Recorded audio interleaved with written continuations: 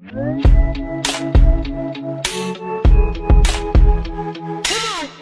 up, YouTube? Today I'm going to be doing something a little bit different, and I'm going to be talking about my life. I just want to thank you in advance for being here, and thank you for watching this story, my video, and my personal journey. It means a lot to me that you guys support, and I hope that it benefits you and encourages you somehow. This morning I was watching some YouTube videos, and the Demi Lovato YouTube documentary popped up about her sobriety and how she's been on, just her life story basically. I just really connected with her emotionally, because I've been in front of people too, and obviously her life is huge. She's a star. I never got to that point, but I can relate to her as far as wanting to feel like you have to be perfect in the limelight. And I just really felt I felt for her, and I found myself kind of tearing up in her documentary, just because she's so she's trying so hard, to make it in this life, and she's trying so hard to be the best version that she can, the best role model. When you're in the spotlight, there's so much pressure to feel perfect, and you have to do all the right things. And I just want to encourage her and encourage you guys, if I doubt she'll ever see this, but if she were to see this, life is meant to be messy.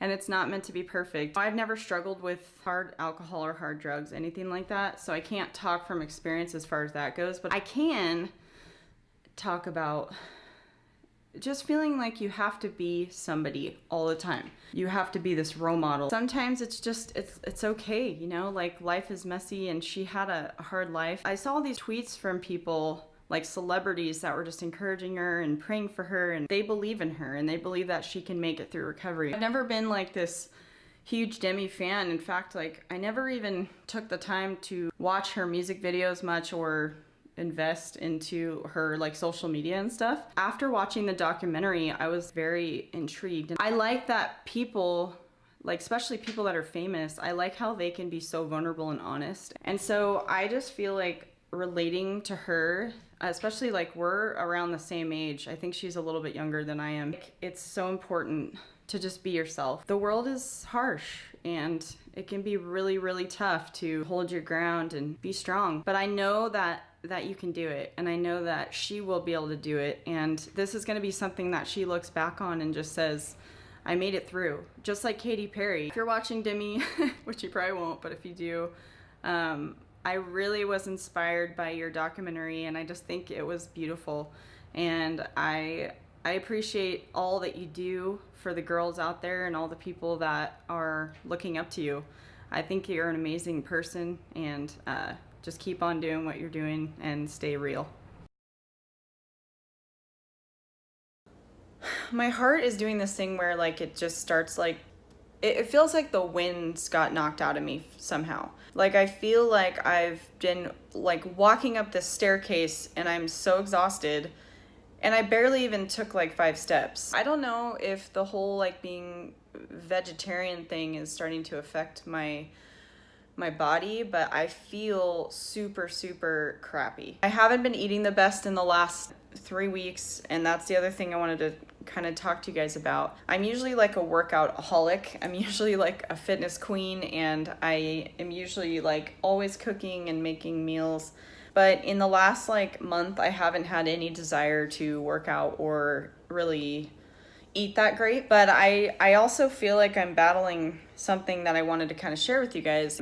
I've been battling mental health for probably a good 5 years now, since I moved to Nashville. And some of you guys know my story, but I had a lot of anxiety when I lived out there, and I had some really dark thoughts and dark things. I'm still trying to cope and recover.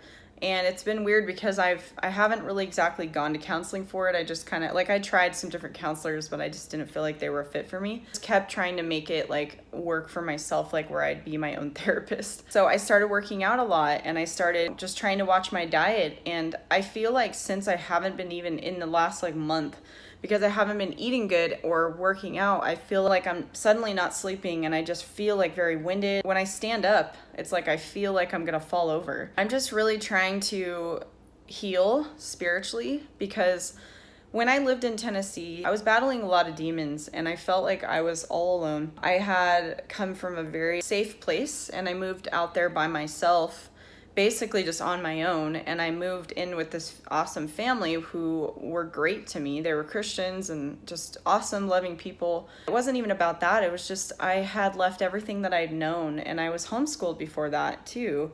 I went into public school, but I just felt so disconnected from everything, from my family, from my friends, and I just felt empty. I remember I called my dad one day and it was like 2 weeks before I moved back, and I was like crying on the floor, and I just said, if I don't come home right now, I'm basically gonna die here. And at that point, my hair was falling out by the bunches. I was getting like bloody noses, and I was just having really dark nights where I couldn't sleep for more than 2 hours a night. Like the worst insomnia, the worst scary thoughts that a human can imagine, just being all alone. And I don't even know if my roommates at the time realized how dark it was, but I think I tried to share a little bit with them. I felt embarrassed because I wanted to have it all together. And that's kind of why I'm like connecting the Demi Lovato thing to this, because I don't know, she has her own demons and she's got her eating disorder and things like that. And I just feel like mine became an obsession. My food pattern and trying to eat healthier and work out all the time was an obsession, not only to like look my best, but to fix my mental health. And I feel like a lot of girls go into, if you like listen to their stories, they're like recovering from something gnarly when they become like these fitness models and stuff. They're recovering from like losing someone in their life, or just feeling like they have to be perfect, or it could be anything. It could be because their dad did drugs or something. Like it could be a number of different things, but I think they're just trying to cope. And I think with Demi, like she was just trying to cope. She's still trying to cope with all the things that have happened in her life, and it's just been this whirlwind of fame and just craziness. I don't feel like my life has been like a whirlwind of craziness and fame, but I feel like so many rejections after one another can add up to the point where you're like, bleep you. You can insert whatever word you want to insert there. That's like how I felt. And I guess for so long, I blamed everyone else, and especially when it comes to relationships, I just blamed everyone else. I was like, well, it's your fault because you can't do this for me, or you can't make me happy, and you don't know what you're doing and stuff. But really, like, I didn't take responsibility. I was a victim. I didn't take ownership for my half. And I think once I hit my 30s and I went through all of this anxiety and just different scares, like I seriously started to look at my life and say, what is it that I'm doing in relationships, or what is it that I'm doing in my own life that's causing destruction?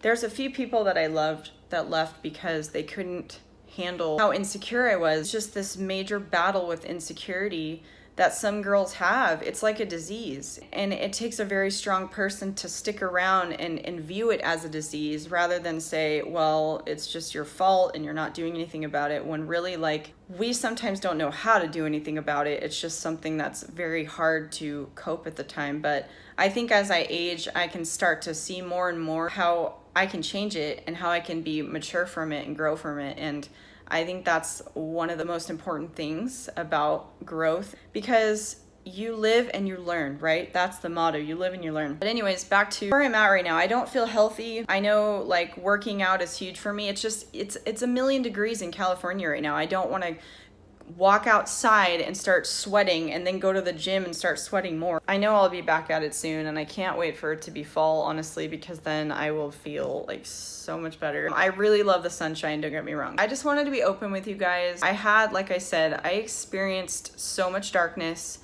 and so much anxiety, and I was taking Xanaxes probably every single night, popping whole ones like per night to half, because I was trying to just be like, okay, like I'm trying to give this to you, God. And that's the other portion of my story, is I felt like God abandoned me out there. Like, I just felt like so alone. Like he just said, well, you're on your own. You know, being a worship leader and being someone in like on stage your whole life, and just having having a dad as a pastor and, you know, a whole family in ministry pretty much, it's like hard. It's hard to act like you're not okay when you're not okay. And I think like that's why I'm here, because I'm just trying to share my real self with people, because I don't want them to think that I have it all together, because that's so not the truth. Like, I feel like I've overcome so much and I've grown, but it's not been easy. It's been like this journey with God, like rediscovering my relationship with God, because when you're raised in the church and that's just what you do, you go to church and people tell you what you can and can't do. And I think that's the part that I related to Demi with, because it was like she was working with Disney, and then on the other side she had this like separate life, and I don't feel like I have this separate life, but I feel like I can't be myself a lot of the time because of the Christians and the people in church. And you know, I can't post a picture with a glass of wine, I can't post myself in a bikini because I'm gonna get reprimanded. These are just normal things, and I don't mean to complain about it, but this is something that I've never been able to do in my whole life. And if you can imagine, it's been a choice for me as well, because I feel like I don't want to live like that. I want to honor God in all that I do, and I want to put him first. So that's why I've chosen to do this. People say like, oh, I stopped going to church because this guy or that person and this person. But honestly, that's an excuse. I'm sorry. Like, they're just humans. And if you look at them like they're human, just like you or the next guy or the guy in jail down the street, hopefully not down the street, but if you look at them like we're just humans and we're all sinners, like, they can't stop you from serving God. God is huge. He's not going to be replaced just by, you know, having some human stand in his way. Like, God is so much bigger than that. I'll say this sensitively, you guys, but I've been kicked off worship teams. I just know that what I've experienced could have caused me easily to leave the church over and over and over again, but I didn't, because I love God and I want to serve him. It doesn't matter what church you go to. Just don't be held by people's opinion. Don't stay there or leave there because of people. I can say if a pastor, if your leader, you know, kind of crumbles and things like that happen, it's much harder because that's your leader and you trusted them. But at the same time, you guys, like, coming from someone that's been in church my entire life, there are going to be pastors that do that. You can't look to the pastor and be like, yo, like, I'm looking to you like you're my God, because that's when the accountability isn't there, and that's when they fail. And that's when you fail, because then you've started following a human over God. You're not there for them. Like, you're there for God, and you're there to learn, and you're there to worship God. The church is yes, it's for restoring and making friendships and community and healing, but it's not about pleasing people either. That's just on my heart. You guys don't have to agree with me. I mean, this is just something I've experienced over time, because I could have easily, like I said, I could have easily left churches over being mistreated. There was a point in my life where I would cry every Sunday morning that I was singing, because I was getting treated so bad by a team. Like, and I felt like the outcast, like total outcast, but I didn't stop, because I loved what I was doing. I loved to sing. I loved to worship God, and there was nothing like it.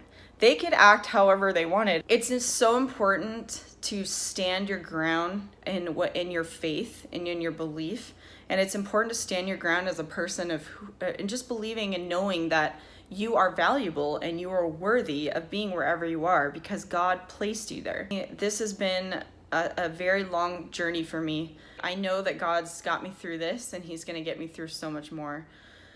Anyway, to wrap this up, I just want to say I love you guys, and if you guys ever want to reach out to me, you can. I'll leave all my information below in this video and all my social media contacts, so you guys can reach out to me. You can get through this. If you guys are kind of conflicted about a church or feeling like you need to leave, just really take time to pray about it first, and think about the choices that you're making. Think about the decision that you want to make, and ask yourself, like, am I doing this because I'm feeling hurt by people that are just sinners like me? How much power do those people actually have over you, over God? I love you guys, and seriously, just know that you are so loved. You're so wonderful, and God has so much planned for you. And know that everyone has a story. Everybody has some kind of weakness, some kind of demon that they're battling. But know in your heart of hearts that you're going to get through it. And Demi is going to get through this too. And you guys, I just love you so much. And thank you so much for listening. Thank you.